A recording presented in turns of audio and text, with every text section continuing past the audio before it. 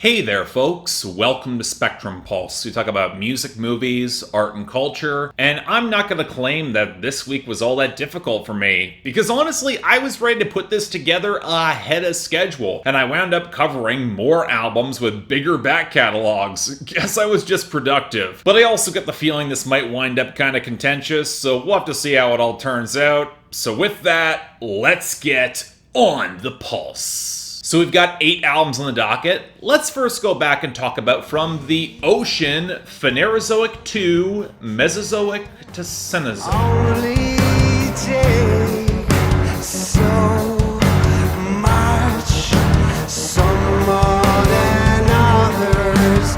I don't feel like mincing words about this. It's the sort of prog metal that I've got limited success with, leaning heavier on guttural, hardcore vocals and nothing close to a hook and sludgy, meandering compositions, with content that tries to split the difference between high-concept framing devices and more grounded, raw lyrics that don't quite hit the sweet spot for either, all on projects that tend to run frustratingly long. Again, I'm not gonna say it's precisely bad, just more not my thing. It's generally literate, it absolutely as an audience, it's gonna get critical acclaim on thematic density alone, and I get why, but I'm left thinking about the lesson that Mastodon learned circling around this territory that so much prog metal hasn't. Tunefulness, accessibility, they don't have to be dirty words, because in going through the Ocean's back catalog, I found way too much that really ran together. Now, I will say their 2010s work has been more tuneful and better structured, and thus stuck around a little better, so I might have had some hopes for this, but by the time I was finished with this project, I was left with the lingering feeling that the Ocean kinda missed a real opportunity here. Now, for those of you who don't know, the title of this album and every song are a reference to ancient eras of prehistory, with the first album from 2018 looking to focus on the natural occurrence of cycles of life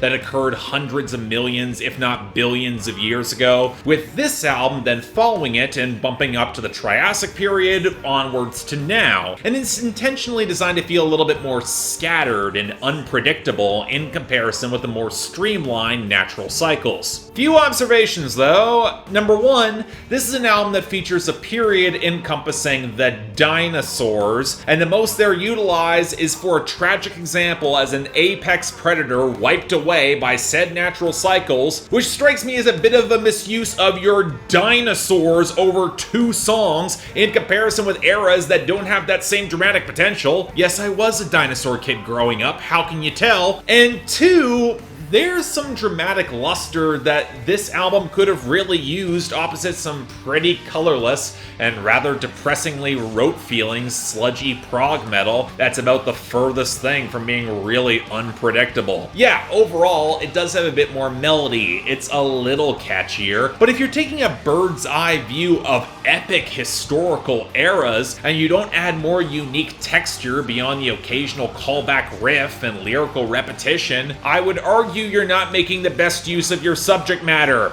especially if that subject matter includes dinosaurs. It also feels bizarre to reassert the cyclical nature of mass extinctions and a return to detachment, given how humanity is currently driving towards the next major extinction, which you'd think would make for an obvious point of thematic commentary and resonance. But this album focuses its metaphor more on living through apocalyptic cycles, and again, I don't think you're making the most out of your high concept here. But unfortunately, the larger problem is that even going past the larger thematic questions, the music just feels really underwhelming. Yeah, it's pretty well mixed. It's got some solid wiry grooves, and I don't think any of the synth work or drum passages or the guitar lines sound bad. Hell, I would argue the rollicking guitar and some of the creeping bass lines, they're probably the nicest parts of the entire album, but especially alongside vocals that I do not think are all that distinctive or potent, there's nothing that's truly exceptional or truly interesting texturally or tonally here. Overall,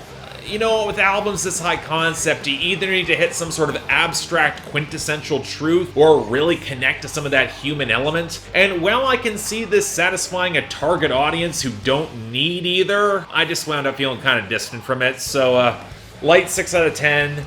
And even that feels generous. Next up, from Nova Miller, the Passion EP. I'm not the person that I was before. I'm turning tables on your Amor. If you want another chance, show me a different dance. So Nova Miller is one of these upcoming pop acts who could be a real presence if she had good promotion and the right machine behind her. I covered one of her singles on my IGTV series, at Spectrum Pulse Beat the Rush, and I thought she had some real promise, so I was curious how this EP might grab folks' attention. And while I get why labels like to lead off with the EP in order to drive some singles traction, especially for a pop act, listening to Nova Miller gives me the impression that a little bit more time might have been needed to refine her own unique sound for a full album. And given that she's been dropping singles since 2015, that's an issue. What blows my mind isn't just that her songs with obvious samples and interpolations are the most striking, like that of California Dreamin' on Do It To Myself and Disturbia on Mi Amor, kind of like your lead-off hit being a cover, but also that her sound feels very much stuck in the middle-of-the-road pop music in the mainstream from between 2015 to 2017, especially in its retro touches with more than a few glances at Ariana Grande's Dangerous Woman. And as much as I think Nova Miller is a really good singer with a lot of expressiveness and range, nothing in her production is all that forward-thinking. It sounds expensive, overall better than average. You can tell somebody threw a lot of money behind it, but will that grab a larger audience beyond those who are looking for this very niche era of pop that got overtaken by trap incredibly quickly? Now, this is where you would desperately hope the content would do something different, and it doesn't. Again, this is where you want to differentiate yourself, and I don't think Nova Miller really does. Dance floor hookups, troubled breakup angst, a closing song where she tells the guy who now wants her back to just go cry about it, and I'm not sure the magnanimous vibe it really connects. But again, there's not a lot that really defines a unique Nova Miller song, even if I think she can sell what she has been given. Overall, it's okay, it's solid, it reflects the potential I heard before, but sheer talent without distinctive artistic identity will only take you so far, so strong 6 out of 10. I want to hear more, but she and her team, they really have work to do. Next up, from Dorian Electra, My Agenda.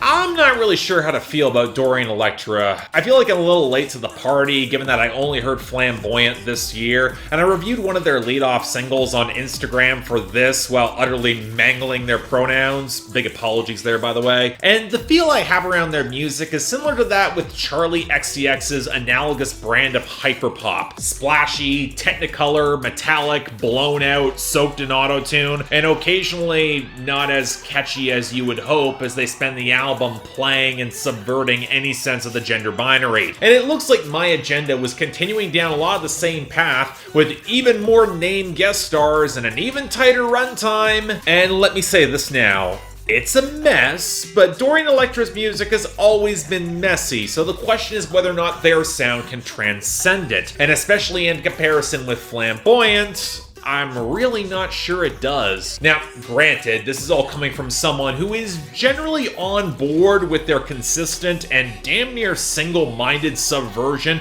of a lot of straight, masculine, and specifically incel archetypes, which I will say is the sort of transgressive edge that will be a lot more challenging of a swallow for the vast majority of audiences. But that does expose a bit of a problem with Dorian Electra's work. Once you are very comfortable with the abrasive, blown-out blur of synth and guitar tones, and what I can only describe as a genderfuck experience, what else is here beyond the flash and a lot of the stylism, especially as so many of these pieces feel like undercooked fragments? Well, alright, the immediate retort to that is, does it really need to be anything more? And of course the answer to that is no, but I wish more of these ideas took their transgression beyond the first bit of in-your-face provocation, especially when the tunes, the actual compositions, they are so contorted and fractured, and rarely rarely build up to a powerful groove that really sticks with me. It might be an obvious stylistic choice to suffocate all the vocals and mix in warping, pitch shifting, and occasionally some metal-adjacent bro step, but I can't help but think that it subsumes every single guest star into the morass, and it starts feeling like their inclusions were more poorly chosen gimmickry for the name rather than complementing the song. Bringing the Village People and Pussy Ride onto the title track, that's a prime example, as is probably getting Rebecca Black on Edgelord. Now, I will say this, there are moments where the mix lets some splashy synth work get to the very front to drive a much stickier hook, or when the song gets so ridiculously aggro that it clicks for me anyway, Ram It Down actually winds up the best of both worlds, and then following it with the closer, Give Great Thanks, with such massive sub-energy, I kind of admire it. But if I'm looking for pop-friendly, wild subversions of masculinity, I think I might just stick with Kieran J. Callanan. Very light 6 out of 10. I really want to see growth on that next project. Next up from Spirit Adrift, Enlightened in Eternity.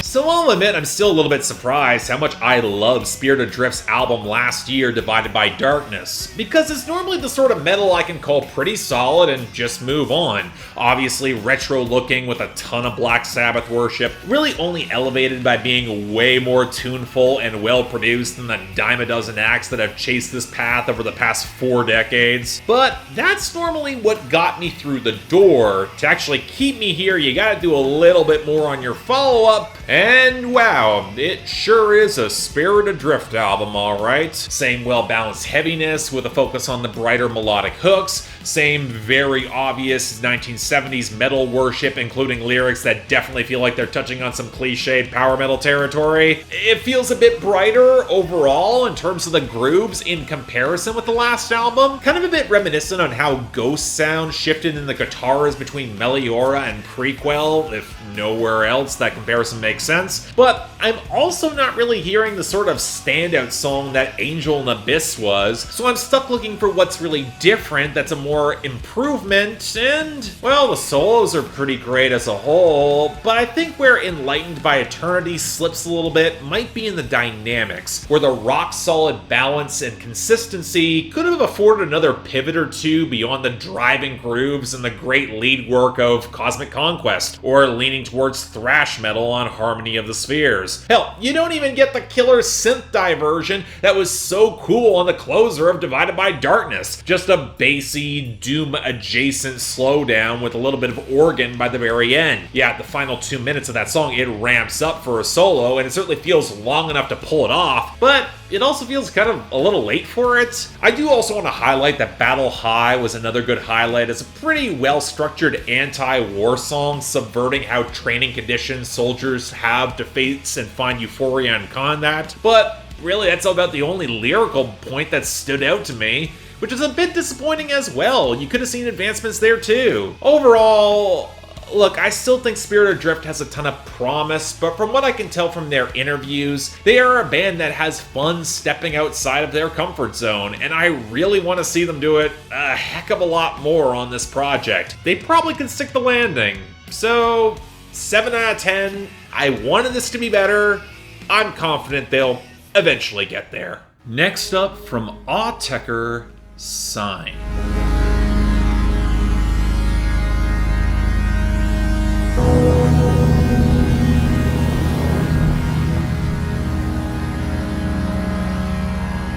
I have been flat out told by some of my patrons that they request music to fill in the gaps of my own personal knowledge so I can do my homework as it is. And I'm not sure how to take that, given that for every extensive and fascinating back catalog that's educational I find, there are just as many formless or forgettable avalanches of interchangeable blandness that's overpraised by fans, history, and time. Which takes us to Autechre, where to their credit, I would argue there's more of the experimental, oddly textured, but a distinctly organic flavor to their shambling glitch and odd ambient passages, which shows that even when you have electronic music that's generated by procedural code, said code still has to be written by someone, and that personality shines through. This has led to one of the more difficult back catalogs I've explored in electronic music recently, but it's one that's left me with a lot of stuff that I've liked, or at the very least respected a great deal. Try Repete, the fascinating glitch of Garbage, especially the procedurally generated weirdness of EP7 and Confield, even some of the spiky tunefulness of Oversteps. Now, for full disclosure, some of their bloated experiments in the 2010s I had considerably less luck with. Most of us don't have a solid 8 hours to listen to a middling 4-part saga, and thankfully Sign has returned to a slightly more accessible album structure, so where does it measure up? Well, it's certainly prettier, a little bit more structured by Autechre standards, more ambient melody is allowed to hang and shimmer in the mix, as gauzy synths and fragments of glitch will go around it.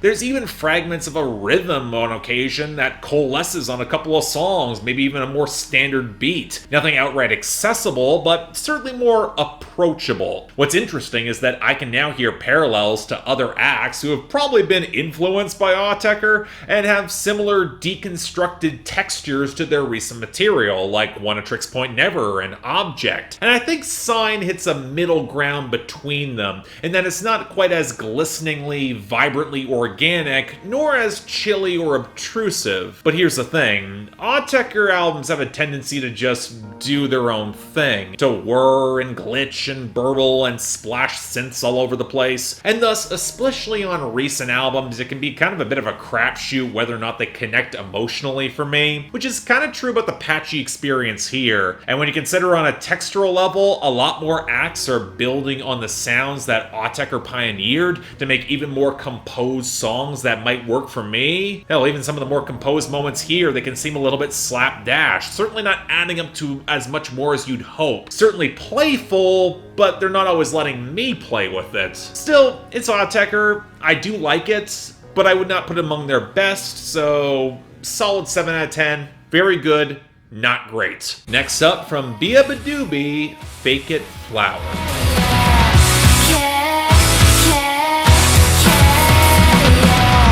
So this is inevitably going to sound bad. Beabadoobee is the definition of an artist who gets more attention and acclaim because she fell into mainstream crossover rather than how she might stack up against the sound of her peers. Not saying she's bad by any means. The generally glittery, well-produced, dreamy bedroom pop of her earlier material that she's making certainly likable, but as somebody who has heard dozens of acts like this on Bandcamp over the past 10 years who have projects that are more interesting, Beabadoobee doesn't really captivate me all that much. Even putting aside my general aversion to more tween music, even this year, it's not like Phoebe Bridgers didn't put out Punisher, and that's not even an album I love. But okay, Beabadoobee has been riding some decent buzz thanks to her crossover with Powfu, and I thought her last 2 EPs were pleasant enough, but now we get the full album, and oh wow, someone decided the late 90s, early 2000s nostalgia wave was appealing and jumped on it full speed. So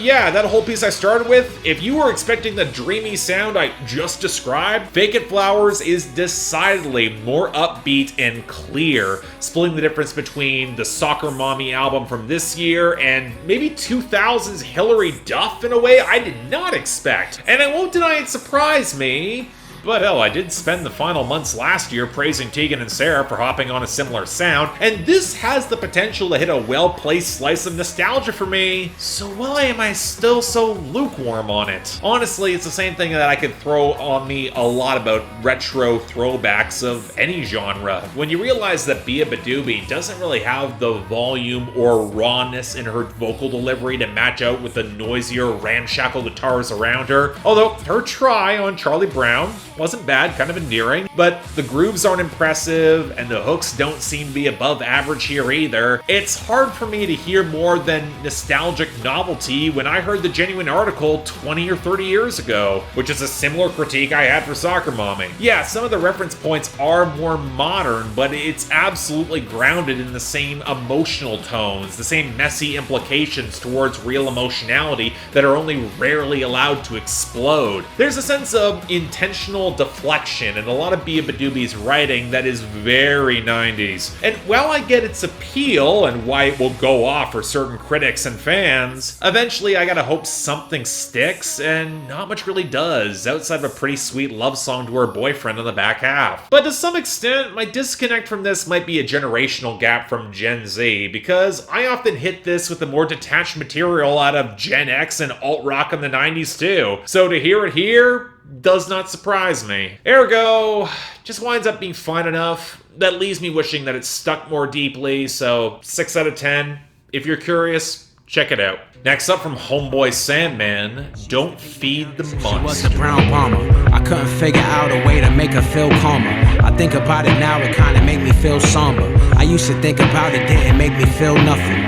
Acting like it mattered, didn't make. We're now heading into the part of this episode that there are projects I've been looking forward to from the second I heard about them, and apparently in the final quarter of 2020, we're gonna get some stellar hip-hop of which we've been starved the majority of this year, and this one was a doozy. Homeboy Sandman put out the brilliantly underwritten and underrated Dusty late last year, and he was now going to be on a project produced by Quelle Chris, who will likely wind up on my year-end list for 2020 for Innocent Country 2, aka one of the few brilliant rap albums I've heard this year. This was the sort of matchup that was utterly thrilling for all the possibilities. One of my most anticipated since I heard about it this year, and it's a bit of a swerve, going darker and a little less immediately likable than Dusty was. And I also want to get the conspiracy theory crap out of the way first. I said when I reviewed Dusty that I didn't really buy into Homeboy Sandman thought the moon landing was fake, because wondering why, it was more about the questions being asked on that song. And I do to some degree think that's true here with Extinction, so if we're gonna have that next round of the argument in the comment section, here we go. But the line, if you believe in slavery, in the Holocaust, but not conspiracy, that's cognitive dissonance. I gotta say here, he's trying to have people open their minds to embracing broader truths about the unknown,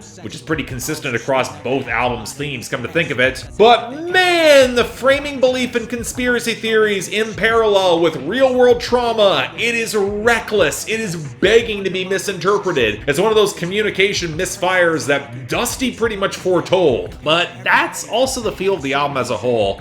And it's kind of been true about Homeboy Sandman's artistry for years now, but provocation and some oversharing becomes the uncomfortable default this time around, especially as his wordplay feels a lot more raw and direct and blunt as he plows into what he views as uncharted ground to disrupt and challenge systems and conventionality, more as the receiver to the increasingly dark and strange world that shapes him than as the creator, but not always for the best, as I don't think there's the same diversity to his flows, and his very curt and pointed delivery can feel kind of forced in spots. Now granted, with Quelle Chris giving him some slower, more textured, clanking production, it is a delivery that does fit the shambling edges here, but honestly, this might be some of the most melodic and supple grooves that Quelle Chris has ever produced on his own or otherwise. Still distinctly his, and how the bassy tunes will bend and contort in some slightly kooky directions and feel like it's on the verge of fracturing into lo-fi dust, but it really does complement Homeboy Sandman amazingly well. The production's one of the best elements here. But circling back to the content,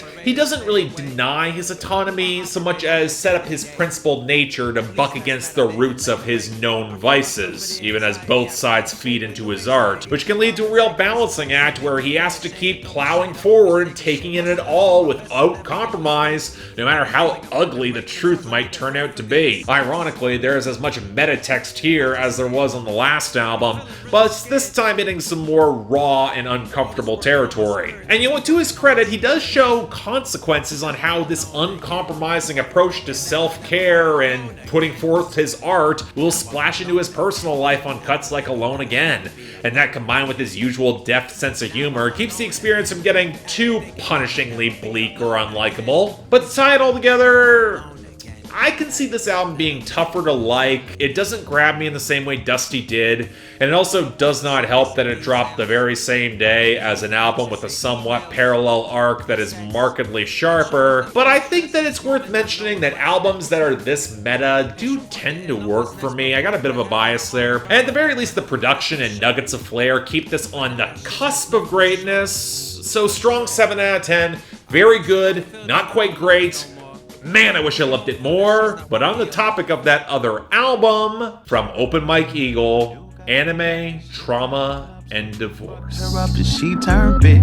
I got chewed up, that shit fucked me up, so I'ma fuck you up. At this point, I don't need to tell you about my expectations for Open Mike Eagle, or the fact he's probably among my favorite rappers of the 2010s in terms of creative wordplay, flow, weird production, and especially the content. So in the build up to this project, hearing that it was not only likely his most straightforward album in terms of his subject matter, but also likely one of his most emotionally charged as he tries to process the worst year of his life, that being 2019, I had the feeling this was gonna hit me, and it hit me hard, and as such, oh boy, this is a trip. Like with Homeboy Sandman, it's considerably more raw and blunt, and it doesn't shy away from the uglier emotions and feelings of the lead artist. But if Homeboy Sandman is trying to trudge that balance towards consequences ready to collapse all around him in order to create his art, Open Mike Eagle is looking to capture the self-destructive, careening nightmare of everything falling apart in midstream, where you know deep down it's not true that the Black Mirror episode ruins his marriage, and that it's probably a proxy for far deeper points of trauma, but you're almost so caught up in that moment that it could have well been the last gunshot to set off the avalanche. It could have well have been true. And I thought Open Mike Eagle was great at creating tension before, but this feels like the apotheosis of everything he's previously built in the past 6 years. From dark comedy, it's got the laugh until I start crying and then can't stop humor, and some deeply felt loneliness. From Hella Personal Film Festival, it drills into the off-kilter, very little human emotions and frailties and unerring flaws that show such a keen grasp of character, but also real black man vulnerability. And from Brick Body Kids Still Daydream, he takes impeccable command of organically textured atmosphere and the ability to place yourself on a knife's edge of tension before devastating you. Seriously, the dread cultivated on the edge of new clothes, it's incredible. Incidentally, it is a plain-spoken and direct album, but it's far from an easy one. I would not recommend this to get on board with him. It's mid-fuck-up, he's gonna take you on that ride.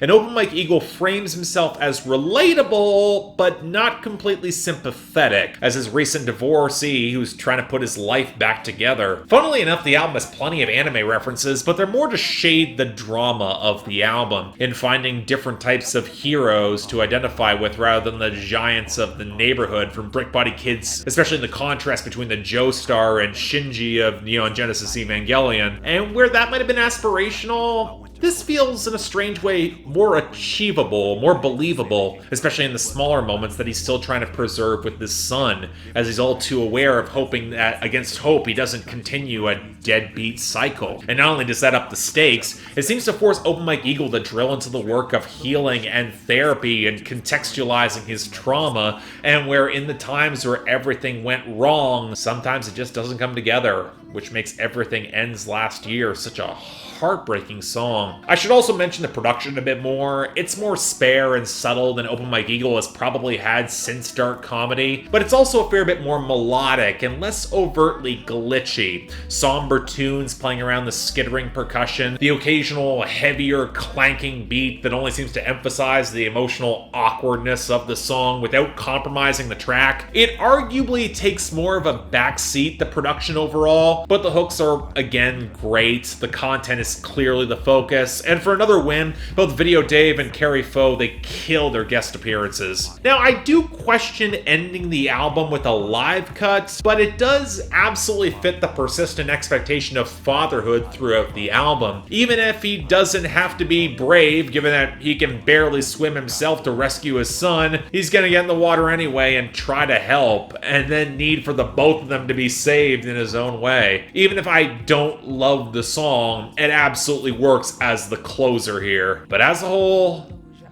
Look, I'm going to quote one of the most poignant lines on the album. Written a year ago, but still just as relevant. It's October, and I'm tired. And this is one of the best projects of 2020, without a doubt. 9 out of 10. You'll need to hear it. It's deserving all the acclaim. So yeah, thanks a lot for watching. If you'd like to like and subscribe, I'd be more than grateful. Another long episode, they happen, but I had a lot to say, and there's a lot worth checking out here. If you guys have any comments on something that I said that might have been contentious, have fun down there below. Beyond that, anything else I might be able to do to improve my presentation, I'm all ears. And if you guys want to get involved in supporting the channel or adding albums to my schedule, link to my Patreon is right over there. Once again, tough times. Please do not feel obligated to do so. I will be fine here. The option is just available. Just saying. But until then, I'm Mark. You're watching On the Pulse on Spectrum Pulse. And I'll see you next time.